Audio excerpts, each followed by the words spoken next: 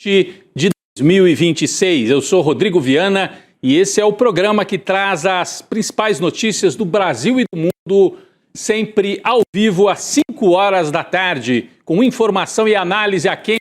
Começamos mais logo depois de um fim de semana terrível para a América Latina, para o planeta, com Donald Trump mostrando na prática que se julga o imperador do mundo, o grande ditador planetário. Sempre com a gente aqui está a Laura Cote, mas nas próximas 2 semanas teremos com a gente Bruno Consiglio, direto da redação, com a atualização de notícias. Boa tarde, bem-vindo, Bruno.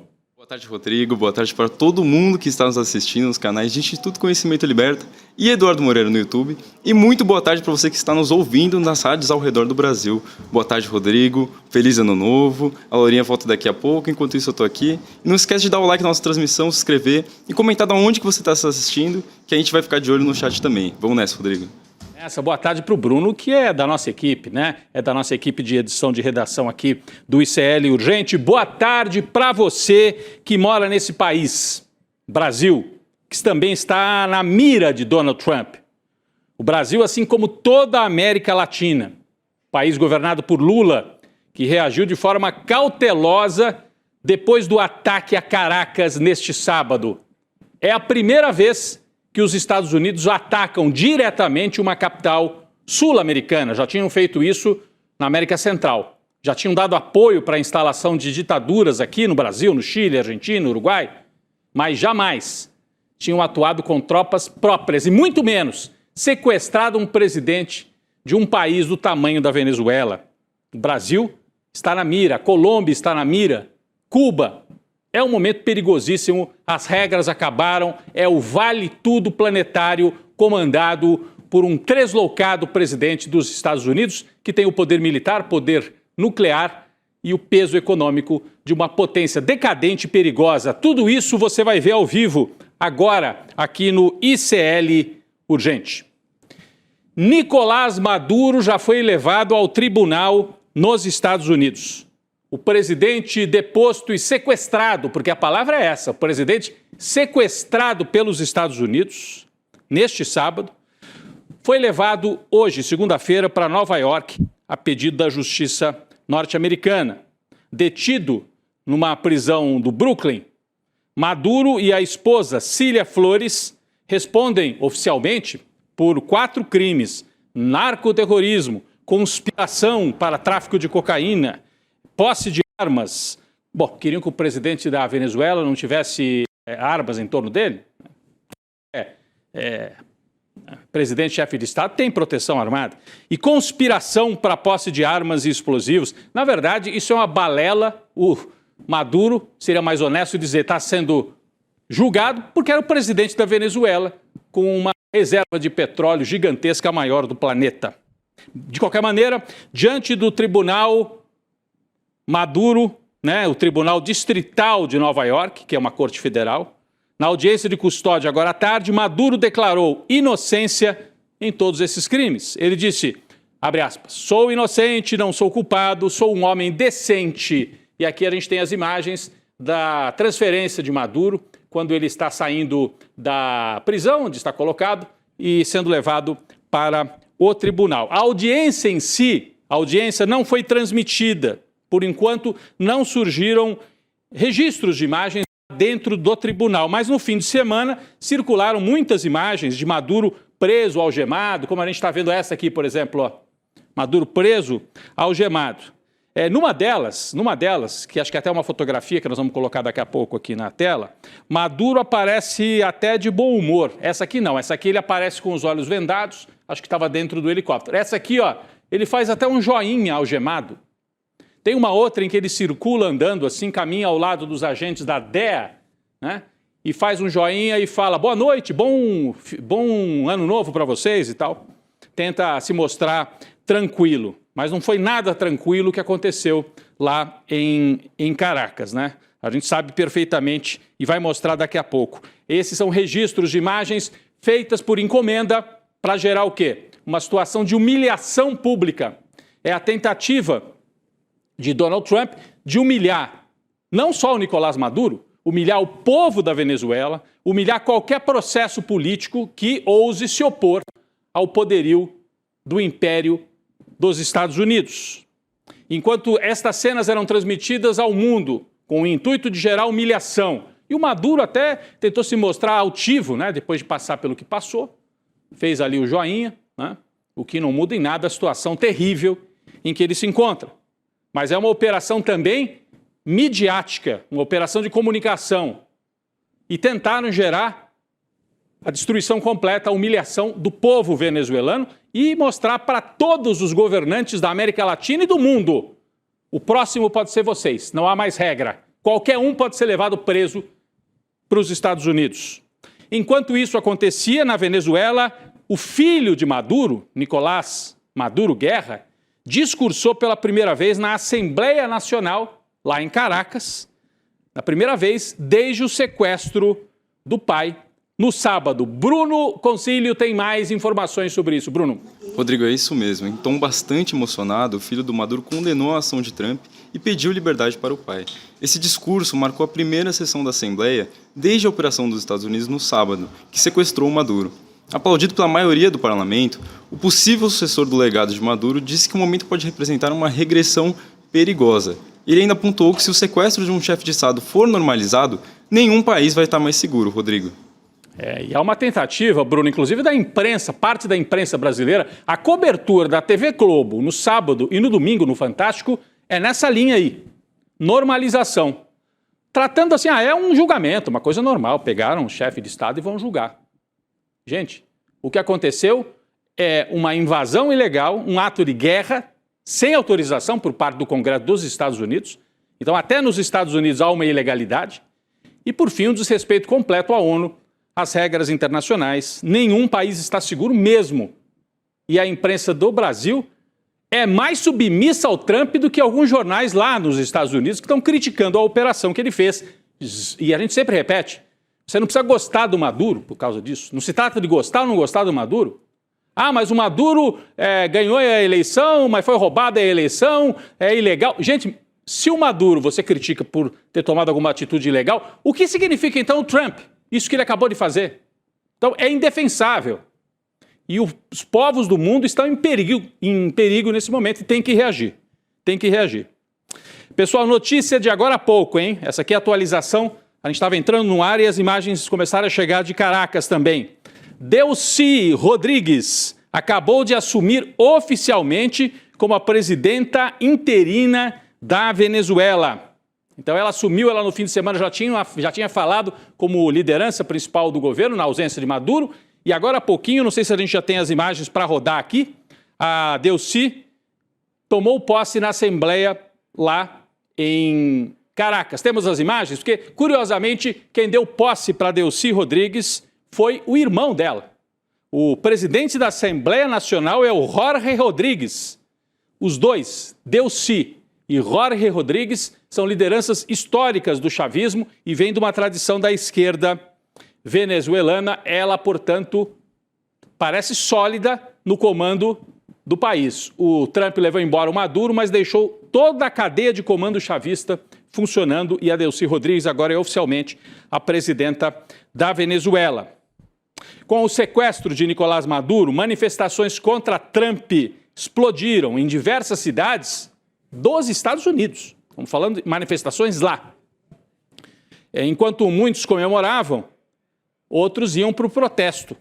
Centenas de pessoas saíram às ruas em cidades de costa a costa dos Estados Unidos. Chicago, Washington, Dallas, Nova York, Filadélfia, essa que está na tela é Nova York, olha. Aí tá frio lá, hein? E muita gente na rua.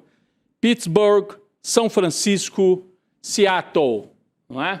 Manifestantes de várias origens, né? Se manifestando porque é um perigo para o mundo. Então quem tem consciência, e lá nos Estados Unidos tem muita gente de combate, de luta também, sabe que o Trump está para instalar uma ditadura planetária. E isso vai ter consequência também, já tem, né? Para o povo lá dos Estados Unidos.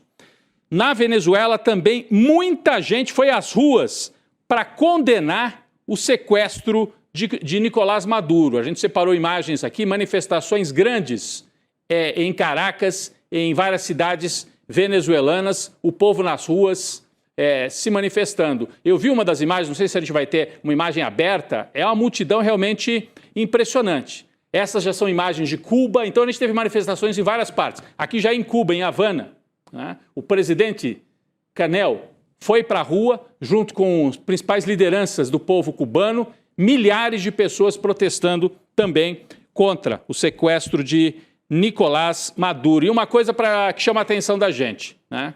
Normalmente, quando tem essas ações dos Estados Unidos para o que eles chamam de troca de regime, como se fosse algo banal, né? Entramos lá, trocamos o regime. O que acontece? Foi assim no Iraque, por exemplo. Prendem o Saddam Hussein, no dia seguinte tem milhares de pessoas na rua comemorando a queda do Saddam Hussein. A oposição vai para a rua e os governistas se encolhem. O que está acontecendo na Venezuela é justamente o contrário. A oposição venezuelana de direita está encolhida e os chavistas estão na rua. Milhares de chavistas foram para as ruas nas últimas horas protestar contra os Estados Unidos e dar apoio ao governo chavista. Enquanto isso, na Europa e nos Estados Unidos, tem também manifestação e a ONU, que não está servindo para muita coisa, de qualquer maneira, é um palco importante. A ONU se reuniu agora há pouco para discutir a questão da Venezuela. O Conselho de Segurança virou palco de uma intensa troca de acusações entre as grandes potências. O Bruno traz mais detalhes sobre o que está acontecendo na ONU nesta segunda-feira. Bruno. Rodrigo, a reunião foi convocada pelo governo de Caracas, fortemente apoiada pela Colômbia de Gustavo Petro. Mas antes mesmo do encontro começar, o governo Trump tentou limitar o número de países que seriam autorizados a falar, sob a alegação de que o encontro poderia ficar longo demais. Mas não deu muito certo. Quem abriu o encontro foi a vice-secretária-geral da ONU, Rosemary DiCarlo, que leu em declaração em nome do secretário-geral Antônio Guterres. No texto, Guterres demonstrou profunda preocupação com a possível intensificação da instabilidade no país e denunciou o potencial impacto na região e o precedente que o ataque dos Estados Unidos pode criar para a forma como as relações entre os países são conduzidas. Já o governo da Rússia não poupou palavras. O embaixador do país chamou a invasão dos Estados Unidos de bandidagem e afirmou que Trump nem esconde os objetivos, que no caso são os recursos naturais da Venezuela, Rodrigo. É isso, Bruno, bandidagem. Aí eu achei que a Rússia usou a palavra certa. O que o Trump comandou foi uma ação bandida de um governo delinquente. Estou falando do governo dos Estados Unidos. Além da Rússia, que usou essa expressão bandidagem, a China também condenou fortemente os ataques. O país, a China, né, que é destino de mais de 80% do petróleo venezuelano, e é aí que está toda a questão. A China afirmou que a ofensiva ameaça a estabilidade regional. Foi até modesta a China, né, porque ameaça a estabilidade mundial. O diplomata de Pequim, Fu Kong, também apelou para os Estados Unidos, pediu que o país pare de tentar derrubar o modo de governança da diplomacia, ou seja, que os Estados Unidos pare de agir só pela força e volte para a mesa de negociação. Já o embaixador dos Estados Unidos na ONU, Michael Waltz, negou que existe uma guerra contra a Venezuela. O que são aqueles porta-aviões ali na frente? Aqueles aviões, mais de 100 aviões, helicópteros. Não tem uma guerra? O que a gente viu foi miragem? Mas o embaixador disse que não há uma guerra contra a Venezuela. Tratou o sequestro ilegal de Maduro como uma operação policial. Vamos ver um trechinho do que disse o embaixador dos Estados Unidos. Vamos lá. As Secretary Rubio has said, there is no war against Venezuela or its people. We are not occupying a country. This was a law enforcement operation in furtherance of lawful indictments that have existed for decades. The United States arrested a narco trafficker who is now going to stand trial in the United States in accordance with the rule of law for the crimes he's committed against our people for 15 years. É até interessante porque para negar que haja uma guerra, eles dizem foi uma operação policial. Então aquela velha expressão que a gente dizia, os Estados Unidos pensam que são a polícia do mundo? Eles não pensam, eles têm certeza, como disse aqui o embaixador na ONU.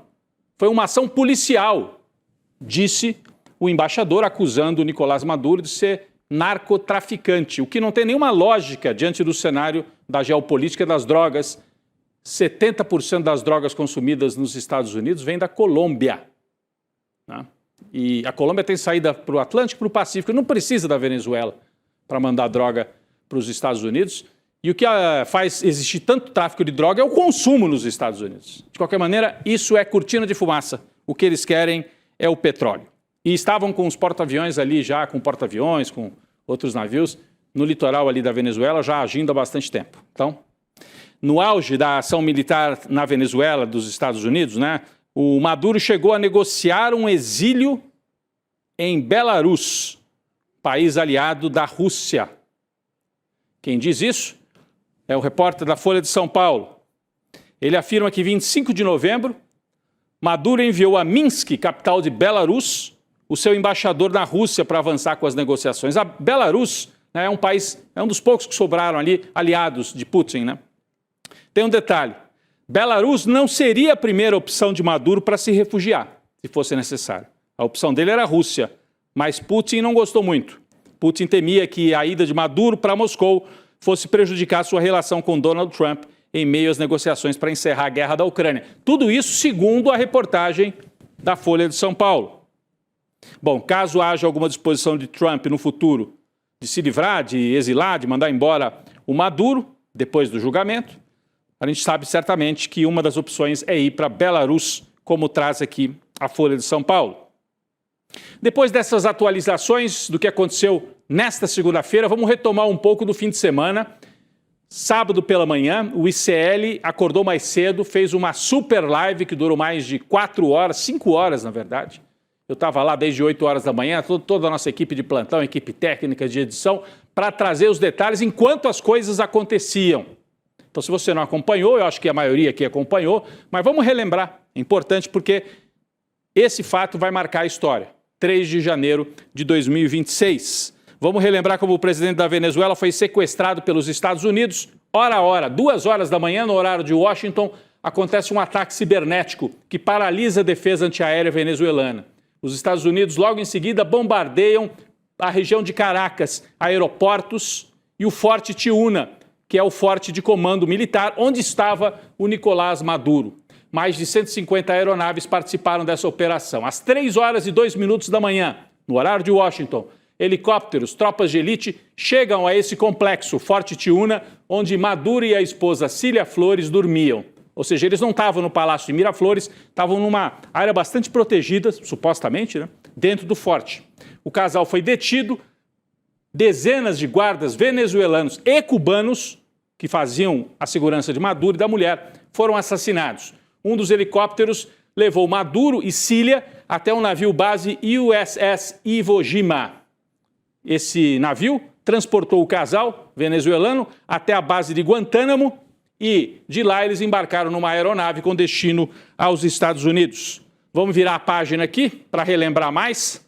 A aeronave militar aterrissou numa base ali próxima de Nova York. O casal foi escoltado por agentes do FBI e do Departamento Antidrogas. Logo depois, Maduro, já na noite de sábado, foi transferido para um centro de detenção no bairro do Brooklyn, ali ao lado de Manhattan, onde ele estava aguardando essa audiência de custódia que aconteceu segunda-feira.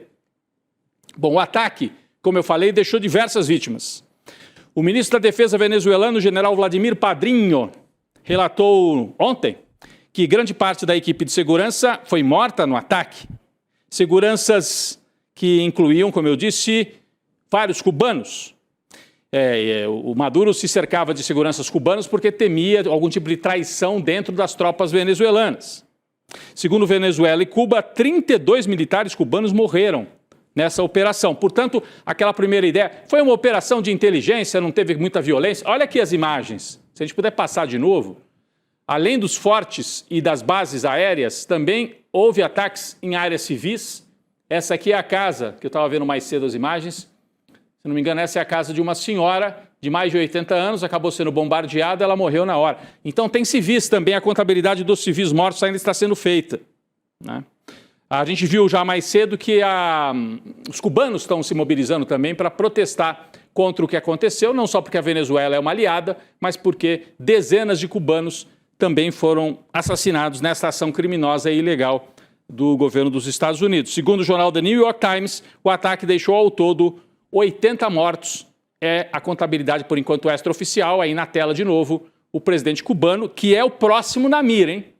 O Trump já disse que, se puder, vai para cima de Cuba e da Colômbia. São as duas prioridades agora desse bandoleiro internacional chamado Donald Trump. Após sequestrar Maduro, Trump discursou sobre o futuro da Venezuela. Bruno traz mais detalhes sobre isso.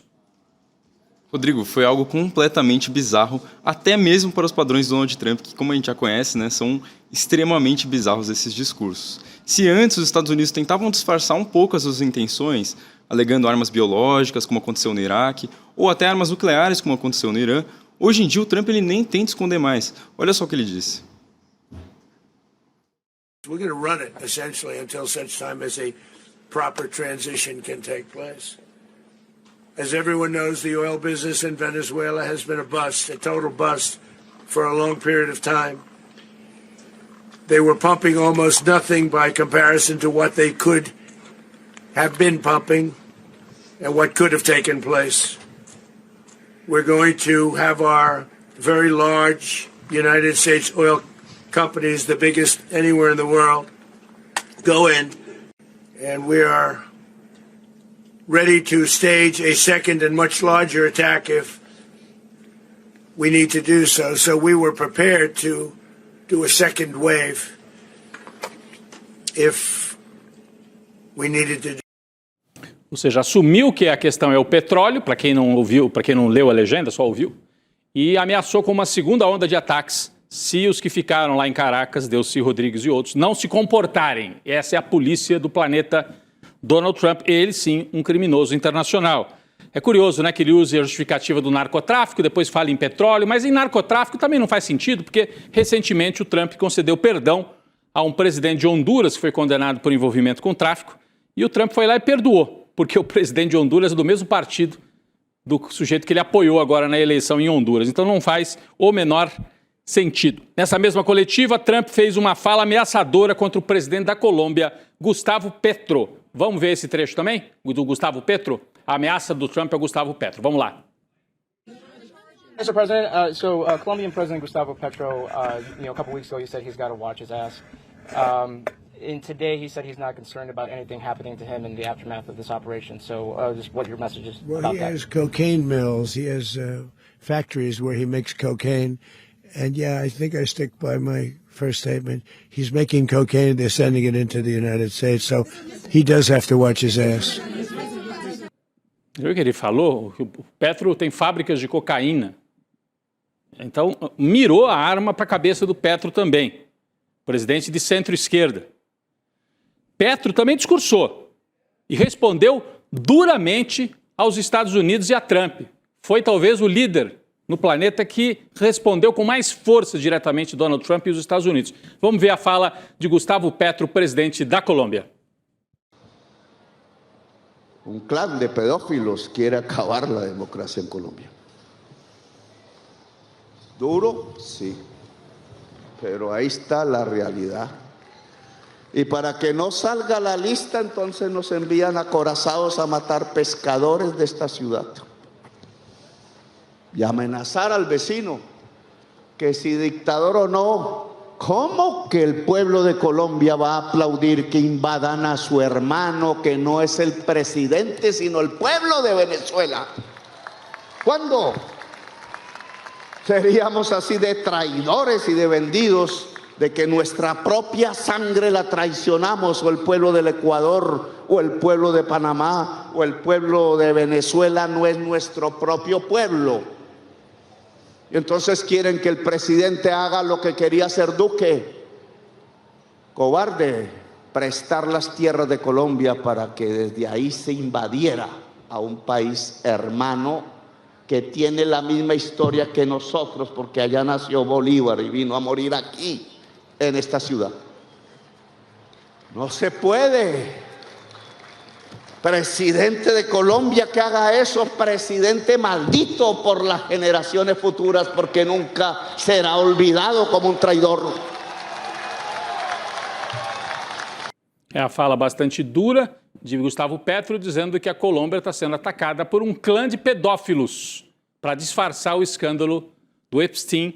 Segundo Gustavo Petro, é bem mais que isso, mas ele usou palavras, me parece, corretas também para se referir a Donald Trump. Um clã de pedófilos atacando a América Latina, que está rachada, né? Porque do outro lado você tem presidentes como Milei na Argentina, Noboa no Equador, que apoiam a violência cometida pelo Donald Trump, só para deixar aqui o registro, né? Então, a América Latina rachada, inclusive teve uma reunião da CELAC, né, que reúne a comunidade dos países latino-americanos, e não houve acordo, porque metade queria apoiar o sequestro de Maduro, enquanto a outra metade estava criticando, inclusive o Brasil, né, que está na posição crítica em relação a isso. Vamos passar aqui para o Brasil, porque enquanto Lula, o governo brasileiro, fizeram várias notas aí demonstrando preocupação, os bolsonaristas saíram comemorando.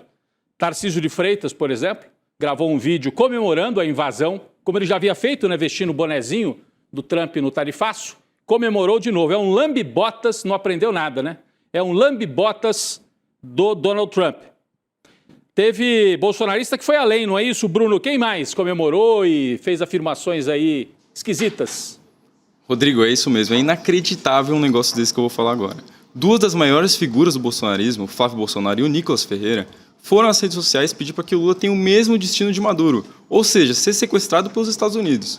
No caso do filho 01 de Bolsonaro, ele escreveu que o Brasil não pode repetir o roteiro da Venezuela e postou uma foto com a seguinte frase: Lula é Maduro, Maduro é Lula. Acho que já ficou bem entendido já, né, com a foto ali do lado. Já o Nicolas seguiu essa mesma linha, só que ele foi um pouco além ainda. Ele postou um vídeo pedindo para o Maduro dedurar o Lula. Então, deixa os venezuelanos comemorarem, deixa eles sentirem um pouco do gosto do primeiro passo da liberdade. E por fim, Maduro, a sua prisão já fez muito feliz os venezuelanos. E você lembra do seu melhor amigo Lula? Pois é, tá na hora de dedurar. E se você dedurar ele, pode ter certeza, vai ter uma grande festa aqui também dos brasileiros. Viva a Libertad! Já o Nicolas vai fazer companhia para o Jair. Ele está pedindo, né? As postagens e o vídeo levaram a deputada federal Érica Hilton a protocolar representação criminal junto à PGR contra Flávio e Nicolas por agirem como agentes internacionais dentro do Brasil. São traidores do Brasil. Pessoal, uma nota importante, muita gente foi para esse raciocínio ao longo dos últimos dias, é importante a gente falar disso. A presidente da Venezuela, que tomou posse oficialmente hoje como presidente interina, né, Delcy Rodrigues, fez um apelo a Donald Trump, pediu para que a situação entre os dois países seja pacificada. Muita gente viu isso como um sinal de um acordo entre Delcy Rodrigues, ou Delcy, e Trump. Bruno tem mais informações. Rodrigo, a declaração foi dada em uma publicação no Telegram. Na mensagem, Delcy Rodrigues reiterou o compromisso da Venezuela com a paz e que considera como prioritário avançar rumo a uma relação equilibrada e respeitosa entre os dois países. Olha só o que ela disse. Abre aspas, convidamos o governo dos Estados Unidos a colaborar conosco em uma agenda de cooperação voltada para o desenvolvimento compartilhado dentro da estrutura do direito internacional, para fortalecer assim a coexistência pacífica e duradoura entre as comunidades. Rodrigo. Bruno, como eu disse, algumas pessoas, né, alguns analistas, inclusive, passaram a fazer análise a partir de, não de informação, mas de suposição. Olha aí, foi tão fácil pegar o Maduro. O Trump não foi para cima de mais ninguém, só tirou o Maduro. A Delcy Rodrigues assume e depois faz uma declaração dessa. Será que não estava tudo num grande acordo? Entregar a cabeça do Maduro e a Delcy Rodrigues e os chavistas que ficaram oferecem o petróleo venezuelano para os Estados Unidos? Eu vou dar aqui a minha impressão e informação que eu tenho conversando com algumas pessoas, inclusive da Venezuela. Não. A Delcy Rodrigues não é uma oportunista qualquer. Ela é uma liderança histórica da esquerda venezuelana e do chavismo. Como eu disse agora há pouco, o irmão dela também é uma liderança chavista. A Delcy Rodrigues nasceu numa família de militantes socialistas. O pai dela foi preso, a gente tem até imagens do pai aqui. O pai dela e do presidente da Assembleia venezuelana foi preso e morreu torturado pelas forças policiais num governo de extrema-direita. Esse é o pai dela, também chamado Jorge Rodrigues. Ele era acusado de sequestrar um empresário dos Estados Unidos numa ação guerrilheira. Eles vêm dessa tradição, não quer dizer também que depois não possa virar uma traidora, mas não há nenhum sinal. É mais uma posição pragmática. A Venezuela, isso ficou claro com a ação no sábado, não tem nenhuma condição militar de enfrentar os Estados Unidos. Então, Delcy Rodrigues, ao falar para o... Podemos até tirar já a foto do pai dela, era só para mostrar de onde que ela vem, né? Delcy Rodrigues, ao fazer essa declaração de pacificação, não significa que ela está traindo Maduro, mas que ela está tentando ganhar tempo. O tempo é o que há de mais precioso hoje para os chavistas que permaneceram por lá, para tentar mobilizar as ruas e tentar reverter essa situação e ganhar tempo para ver se o Trump se desgasta e se eles conseguem manobrar para sobreviver politicamente, mesmo sem força militar. É aí que a gente deve entender essa declaração da Delcy Rodrigues. Eu queria agradecer demais a participação do Bruno. Foi muito bem, Bruno, aqui nesse primeiro dia, substituindo a Laura Couto. Obrigado, até uma próxima. Obrigado, Rodrigo. Eu que agradeço. Até a próxima. Até a próxima, também chamada amanhã, né? Amanhã o Bruno está de novo com a gente. Pessoal, 2025 foi um ano intenso. O ICL chegou até aqui porque você nos apoia. A gente tem uma comunidade, né, que apoia o jornalismo independente. Eu peço para você continuar apoiando e assinar icl.com.br. Mais um ano de muito ICL para você. Assinando icl.com.br, assinando a plataforma, você tem acesso a 300 cursos e ajuda a manter essa equipe que continua crescendo. Hoje mesmo eu já soube de mais um projeto super interessante do jornalismo. Assine a plataforma e ajude a manter o nosso jornalismo, que no sábado ficou 5 horas no ar, para acompanhar com uma visão diferente da mídia tradicional tudo o que acontece no Brasil e no mundo. O N2 vem aí com a Gabi, Varelo, Chico Sá e toda a nossa equipe. Daqui a pouco eu estarei por lá. O ICL Urgente volta amanhã. Obrigado. Em 2025, o ICL esteve com você todos os dias, do começo ao fim do dia. Presente para ensinar com grandes professores, entregando repertório, critério e capacidade de análise. Para ler o mundo com mais profundidade e se posicionar com mais consciência. Presente também para entreter, provocar reflexão com os melhores documentários que só a independência do ICL pode garantir para você. Histórias que ampliam um olhar sobre as disputas do presente e te permitem entender o mundo para além da superfície.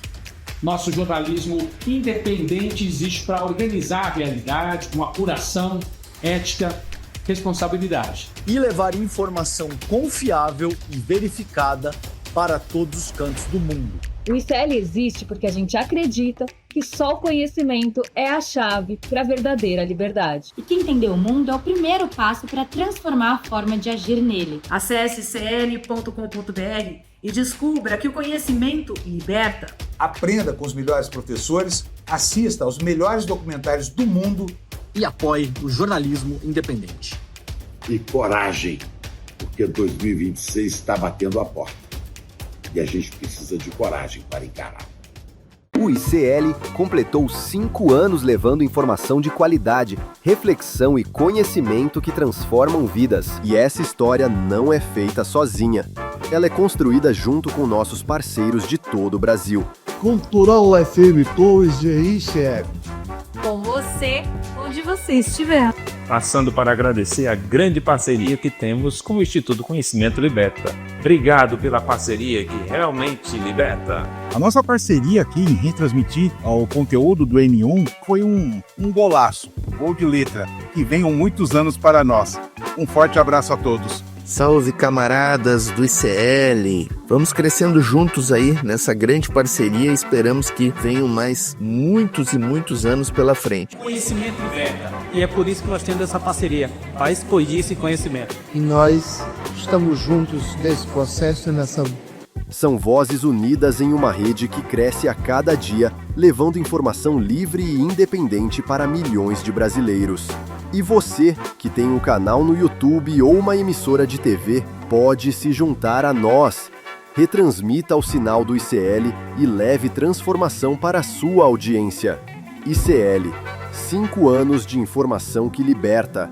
E juntos, vamos muito mais longe.